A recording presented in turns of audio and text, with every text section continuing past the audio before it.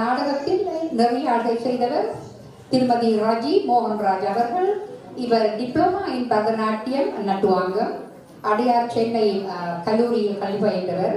காலம் சென்ற கலைச்செல்வன் ஈரம்பு சுப்பையா மற்றும் காலம் சென்ற தரசூடாமணி ஸ்ரீ கே லட்சுமணன் அவர்களுடைய சென்னை அவர்களுடைய சிரேஷ்ட மாணவியாவர்.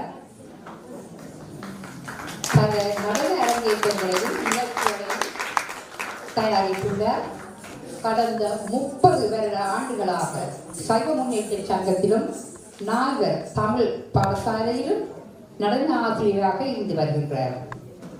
இவரின் மாணவிகள் உலகின் பல இடங்களில் நடன ஆசிரியராக இருக்கிறார்கள் என்பது குறிப்பிடத்தக்கது.